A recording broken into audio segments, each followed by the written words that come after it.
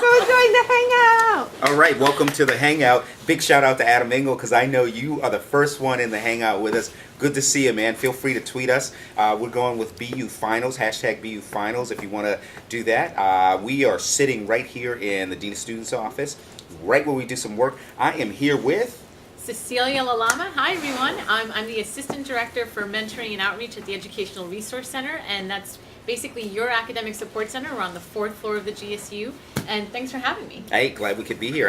I can see from our sports girl Kat, she's getting excited. That means more people are jumping into the hangout. Once again, we're testing this out. Google Hangout. If we can get a bit of a following with this, we'll do more of these kinds of things. But we figured we'd try it out, and we want to try it. Oh, we have 4 people. We got 4 people out there. Big shout outs to all of you. And feel free, if you can, to just go ahead and hashtag us BU Finals.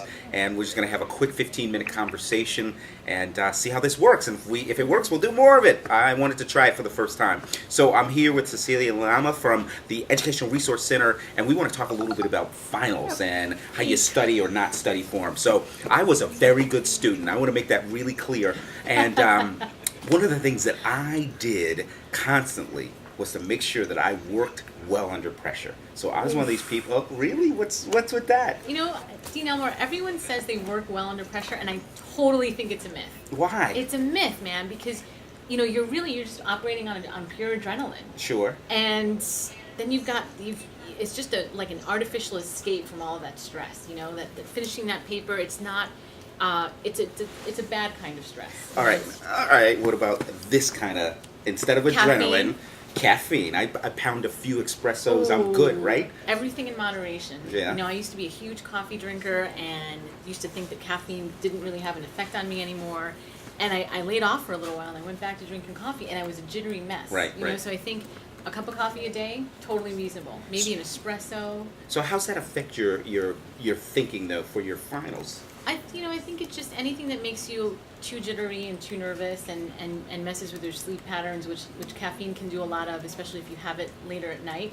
I know I can't take a cup of coffee after 4 o'clock in the afternoon. Right. I can't get to sleep afterwards, and I think you really got to measure how much caffeine you're taking in. So have a cup in the morning. Half a cup or a cup? Have a cup. So all-nighter's probably not a good thing. Not a good thing at all. Nope. Okay. You want to make sure that you're taking care of yourself, that you're getting enough sleep every night, that you've got a consistent schedule going on. So don't do anything that's going to mess with that sleep pattern. So that you can stay on your game the next day. All right. So one of the things I recently picked up was I just downloaded the Jay-Z, Kanye West, Defend the Throne CD. Yep. I figure that could be good background music while I got my Facebook feed coming through and my Twitter feed popping up a little bit. I can still read and do things. And you're going to be texting the whole time too? Nah, but all right, even if I am, I can multitask. I used to do that all the time. So, yes, right? No. Don't multitask. Stay focused on one project. Okay. Turn the tweet deck off. Maybe put the phone away for a little while or put it on silent. Right. Facebook, you can check it once, but once you're studying, stay in that zone.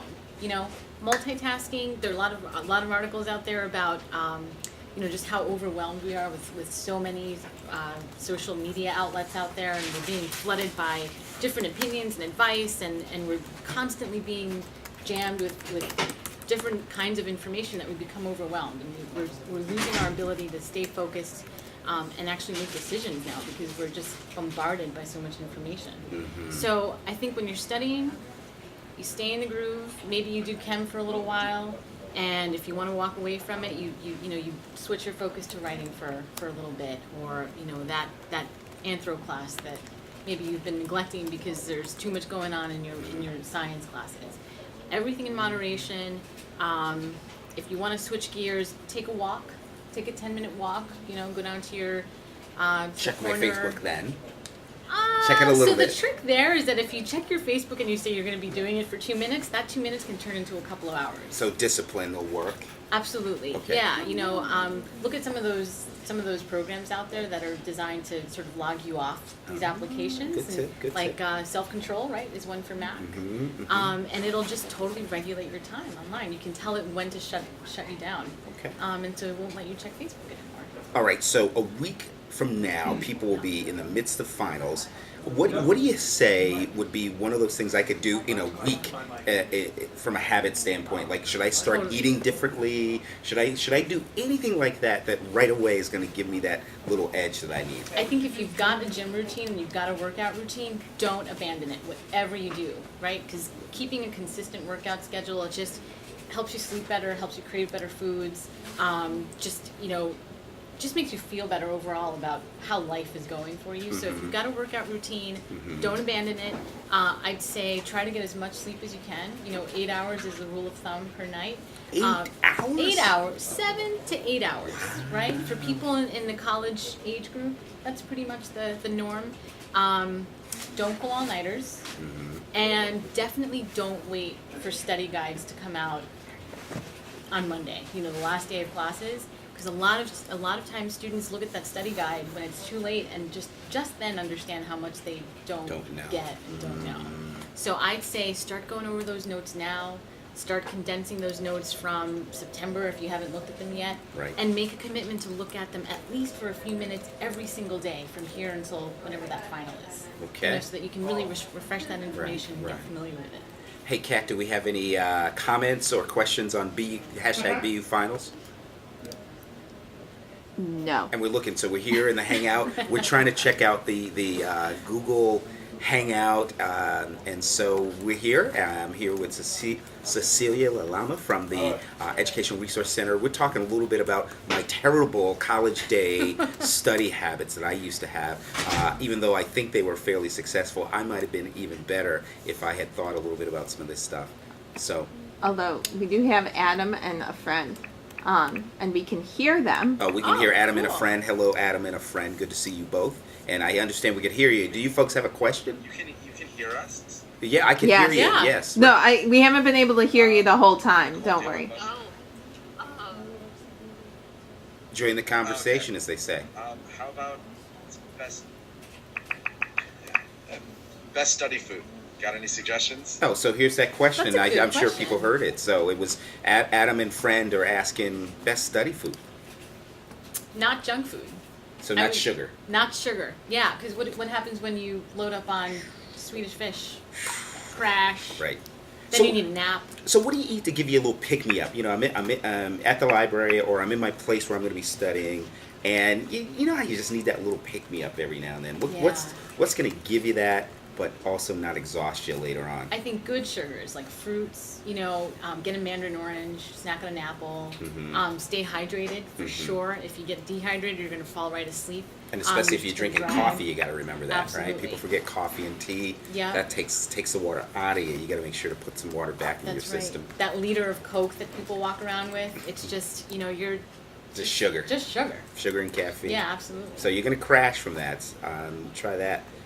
I'm with you on that in terms of just a good little snack, those kinds of things. How about A something good like chips? power bar. Oh, power bars. Yeah, those are good. Good chips. I mean, I wouldn't say that chips are necessarily bad, Right. but if you don't overdo it, Right. then you're okay. What do you Right. think? What would you have? I'm the same way. I forgot about the power bars. I think the power bars are really good.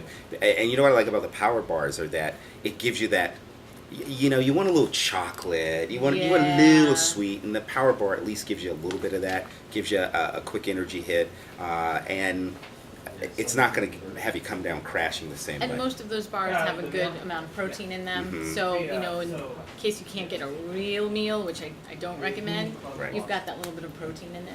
Right.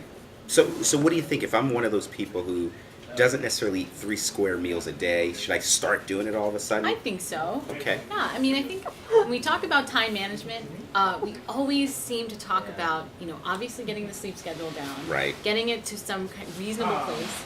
And getting into a routine, and Right. part of that routine is eating regularly. Sure, right? sure. Just to keep your energy up. Have some protein in the morning, something that sticks so it can get you through the afternoon. Keep healthy snacks with you. I don't think people tend to have yogurt enough, just remember that that's one more way of getting good calcium, and it's a good pick-me-up. It's not a heavy food that's going to keep drag. Right. It's going to keep you dragging. Right. So I love. Do you have a question?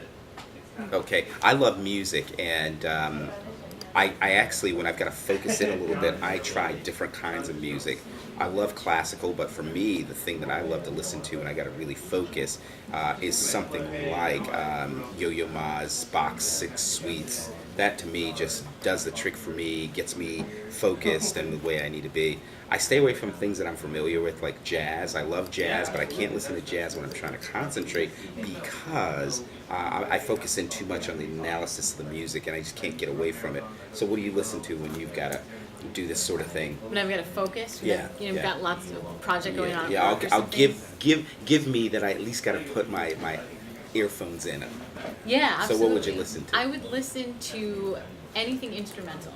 Because for me, when I'm trying to focus on something, I can't have lyrics going on in the background, because before you know it, I'm typing the lyrics that I'm hearing. There's that multitasking. Yeah, or I'm switching gears in my head and I'm thinking about something else, and before I just sort of lose track of what I'm doing. Right. So for me, it's instrumental music, classical maybe, or just something that. No new music either, because you tend to sort of want to learn more about it, right? The first time you pop a new CD in. Right. I think you'd better save that for, nice tea ride or some other time when you don't have to focus.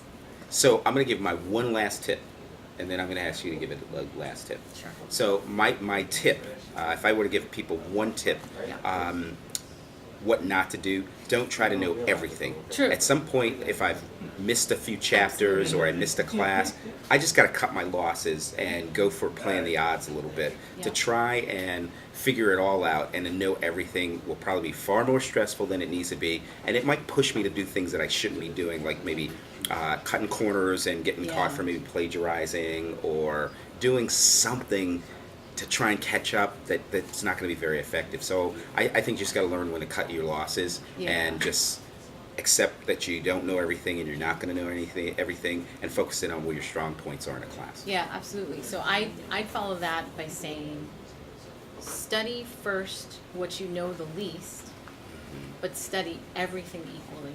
Does that make sense? Lots of students, they're overwhelmed with one class, and so the other three just get abandoned. Right. Wrong move. You can do it all, but prioritize. Do the toughest stuff first.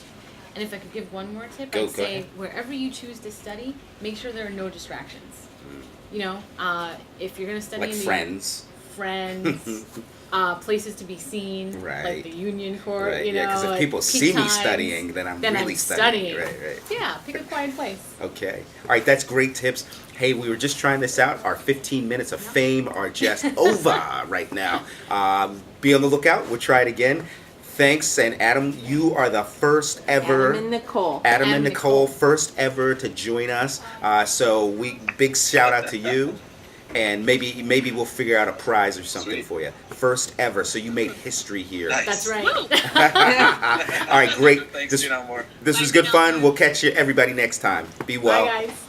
Yeah. Hey, by the way, send us some topics, things you think we should be talking about in the future.